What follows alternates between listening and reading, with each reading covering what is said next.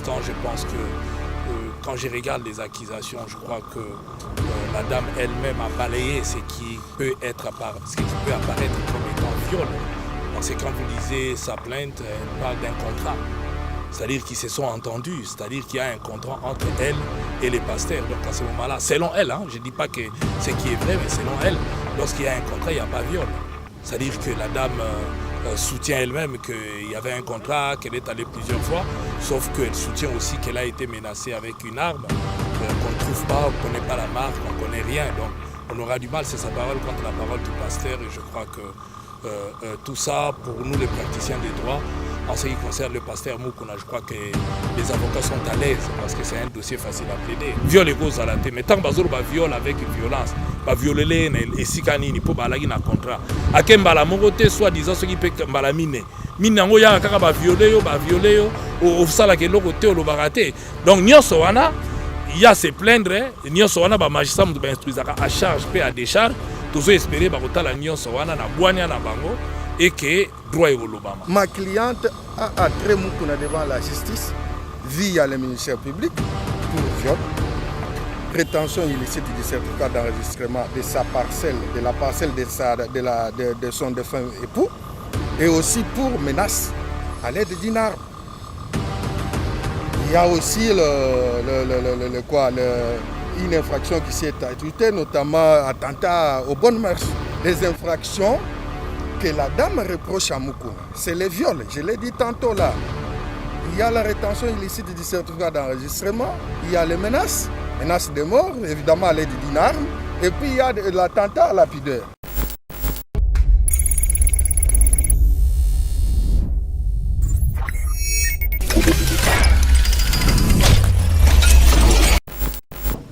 Nous voulons au moins discuter avec vous un peu concernant la procédure de la mise en détention de l'évêque Pascal Mukuna. Vous étant qu'un homme de droit, comment jugez-vous cela? Écoutez, par rapport au droit, c'est le droit reconnu au magistrat de pouvoir mettre quelqu'un sous mandat de dépôt lorsqu'il y a une instruction ouverte à son encontre. Surtout que les accusations telles que proférées par la dame, il s'agit de viol. Comme vous le savez, en ce qui concerne le viol, souvent on retient l'accusé en détention pendant un temps pour vérifier d'abord, et puis après on le relaxe lorsqu'on sent qu'il n'y a pas beaucoup de choses à poursuivre en fait. Mais les gens disent que la procédure a été mal entreprise. Écoutez, lorsque la procédure est mal entreprise, ce qui peut être possible, puisque ceux qui gèrent ces dossiers sont des humains. Alors nous, en tant que praticiens des droits, nous avons des voies de recours que nous pouvons faire. Pour l'instant, je pense que quand je regarde les accusations, je crois que la dame elle-même a balayé ce qui peut apparaître comme étant viol. Parce que quand vous lisez sa plainte, elle parle d'un contrat. C'est-à-dire qu'ils se sont entendus, c'est-à-dire qu'il y a un contrat entre elle et les pasteurs. Donc à ce moment-là, selon elle, je ne dis pas que ce qui est vrai, mais selon elle, lorsqu'il y a un contrat, il n'y a pas viol.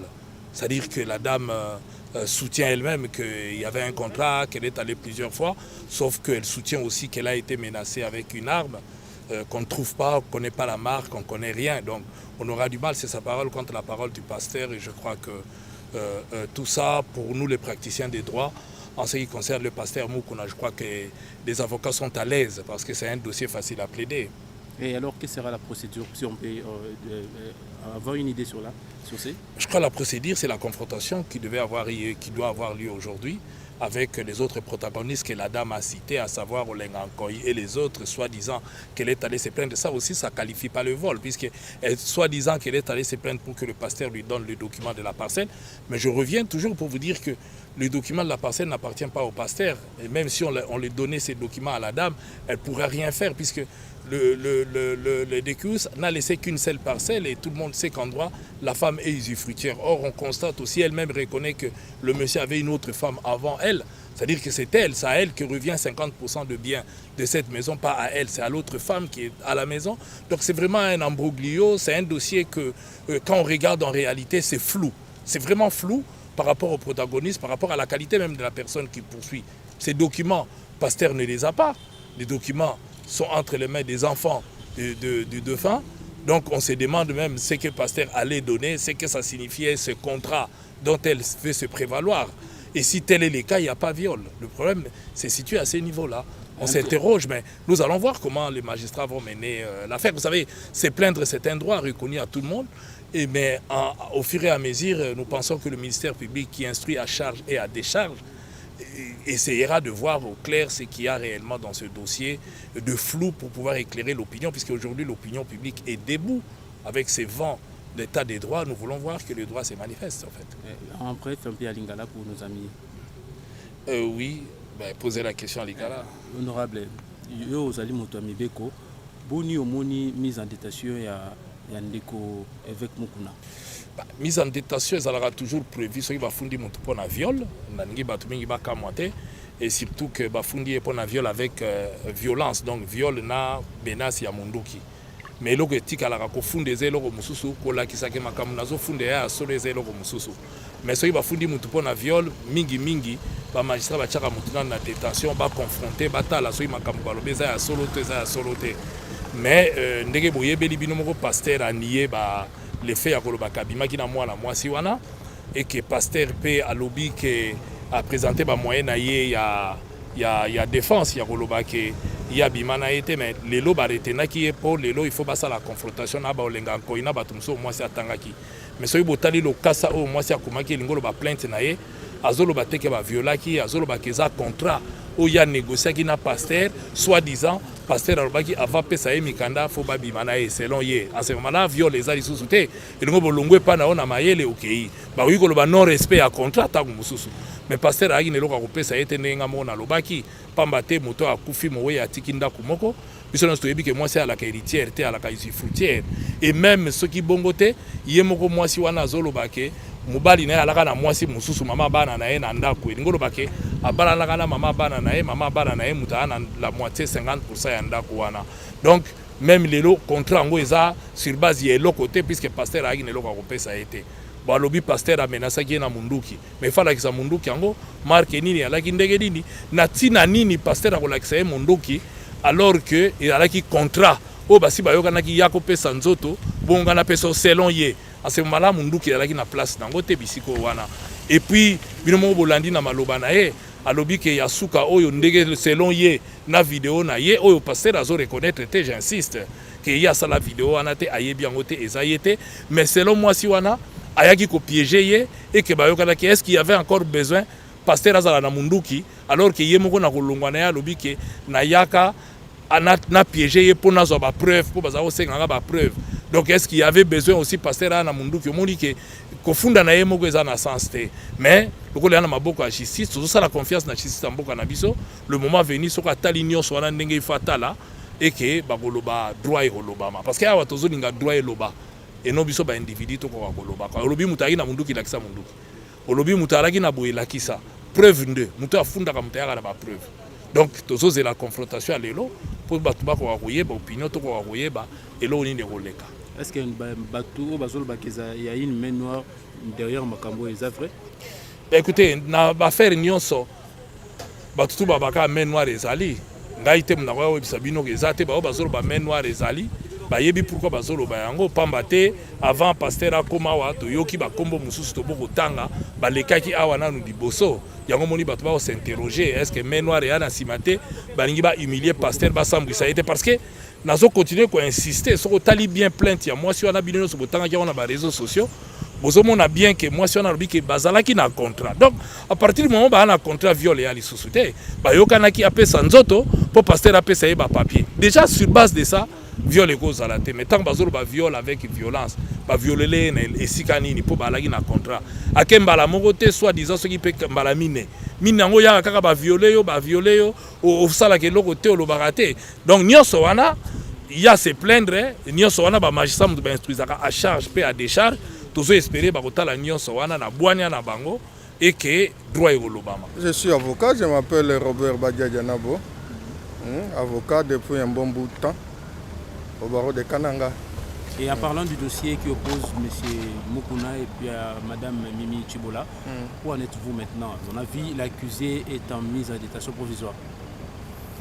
Actuellement, nous sommes dans une phase préjuridictionnelle qui normalement est secrète. Et en tant qu'avocat, je suis obligé de garder certaines réalités du contour du dossier, d'autant plus que j'ai assisté. Mais par souci d'assouvir votre soif en tant que de la presse, je vous dirais tout simplement que nous sommes dans la continuité du dossier. L'instruction continue. On doit entendre les témoins, si je ne me trompe pas, aujourd'hui. Tout à l'heure, là, je suis en train de descendre en prison parce qu'il y a Olengankoy, notre vieux Olengankoy qu'on respecte, qui était cité dans les dossiers, qui doit devoir éclairer les magistrats autour de certaines réalités. Il y a un pasteur qui était aussi cité, qui doit éclairer le pasteur, et nous sommes obligés d'aller là où M. Moukouna se trouve déjà, notamment en prison de Makala. Nous avons suivi les avocats de pasteur Moukouna et ils parlent que la dame s'est défendue par rapport avec le dossier qu'il y a eu un contrat, il n'y a pas eu viol tant qu'il y a un contrat.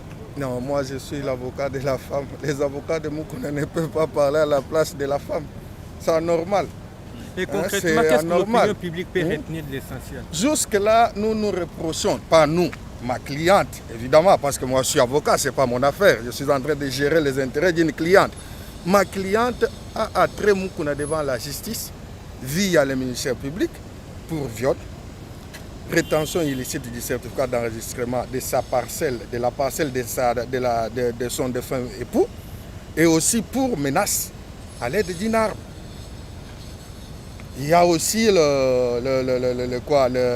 une infraction qui s'est ajoutée, notamment attentat aux bonnes mœurs. C'est pour ces infractions-là que la dame se plaint. Maintenant, elle a déposé sa plainte. C'est au parquet de devoir documenter les dossiers, vouloir confronter les faits, appeler les gens, confronter les dires des témoins et asseoir la chose. S'il est établi que la chose est assise, Moukouna sera déféré, selon les appréciations du ministère public, évidemment, devant les tribunaux compétents. S'il s'avérerait qu'il soit blanchi, tout naturellement, il sera acquitté. Jusque-là, il est présumé être innocent. Je respecte beaucoup les droits de celui qui est devant la justice. Il est présumé être innocent, bien que je suis l'avocat de la dame. En bref, quelles sont les infractions que vous reprochez à Moukouna? Pas les infractions que nous reprochons à Moukouna. Les infractions que la dame reproche à Moukouna, c'est les viols. Je l'ai dit tantôt là. Il y a la rétention illicite du certificat d'enregistrement, il y a les menaces de mort, évidemment à l'aide d'une arme, et puis il y a l'attentat à la pudeur. Et que prévoit la loi à ce sujet?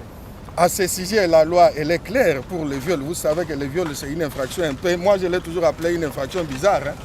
Parce que généralement, dans les viols, on n'a pas besoin d'un témoignage qui viendrait d'ailleurs. Parce que lorsque vous êtes en train de recréer vos plaisirs dans ce monde-là, on n'appelle jamais une troisième personne assistée. Des fois, on tient compte de ce que dit la femme, la concordance et la précision dans les faits.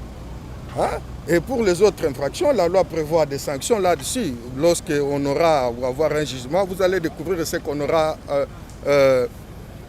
on aura décidé par le juge.